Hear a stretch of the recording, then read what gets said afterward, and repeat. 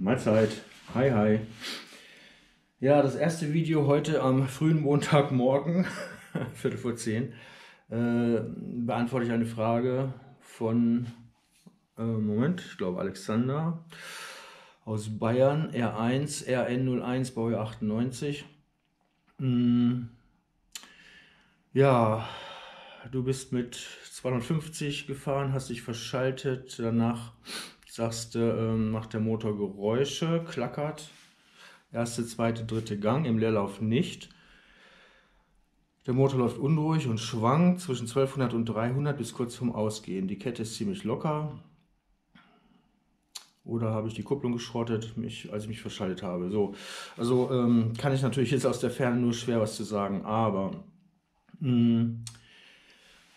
es ist relativ sicher, dass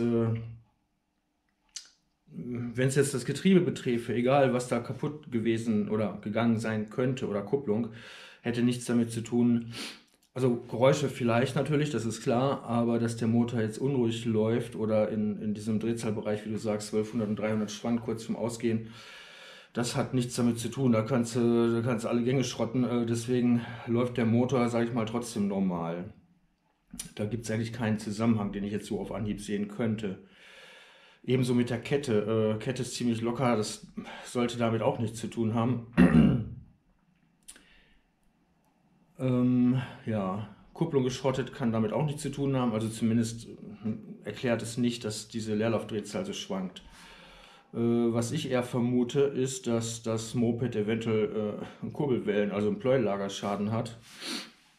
Das könnte ich mir eher erklären.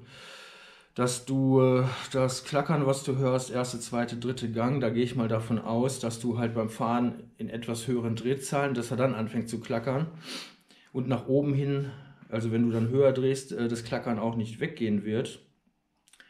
Eventuell in den folgenden Gängen nicht mehr so laut hörbar aufgrund der höheren Fahrgeräusche und so.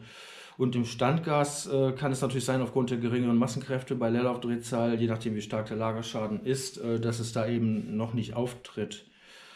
Allerdings, naja, und je nachdem, ob alle Pötte oder manche betroffen sind mit dem Pleuellagerschaden, wie stark der ist, könnte das natürlich auch schwankende Leerlaufdrehzahlen zur Folge haben.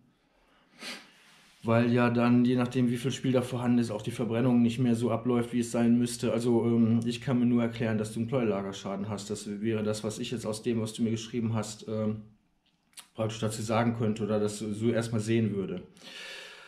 Fahren würde ich, du schreibst dann, ja, du möchtest nicht mehr fahren, um nicht noch mehr kaputt zu machen. Das ist natürlich schon richtig. Also fahren würde ich auf keinen Fall mehr. Nur es kann gut sein, dass man nicht mehr viel mehr kaputt machen kann. Trotzdem würde ich sagen, fahr zu irgendeinem Yamaha-Händler, dass der sich das Ding mal anhört. Wie soll ich sagen? Also wenn es das ist, was ich vermute, ist das ein sehr teurer Schaden. Egal, ob es jetzt Pleuellagerschaden ist oder wenn wirklich im Getriebe da was auseinandergeflogen ist, das wird alles relativ teuer, weil ja auch Getriebe bedeutet, Motor muss komplett auf, da man das jetzt nicht irgendwie einzeln so da rausholen kann. Ne? Der Motor muss komplett zerlegt werden. Wenn es die Kupplung wäre, das hätte noch jetzt die geringsten Kosten, würde es wahrscheinlich verursachen, aber das ist auch nicht wahrscheinlich, dass da irgendwie ein Problem ist. Also ich würde sagen, fahr zu einem Yamaha-Händler, lass da ein Ohr drauf hören, also dass sich das einer anhört, das Ding. Der wird dir relativ schnell sagen können, was da los ist. Aus der Ferne jetzt dir da irgendwas Näheres zu sagen, ist einfach schwierig, ohne dass ich das Ding jetzt selber begutachten kann, geht eigentlich nicht.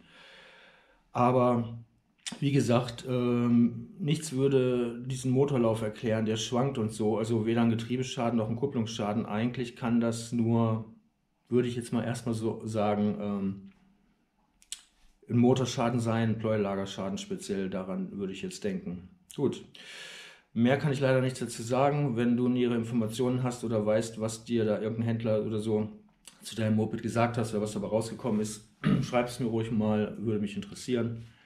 Tja, sorry, wenn ich nicht mehr machen kann, aber ja, das ist leider alles.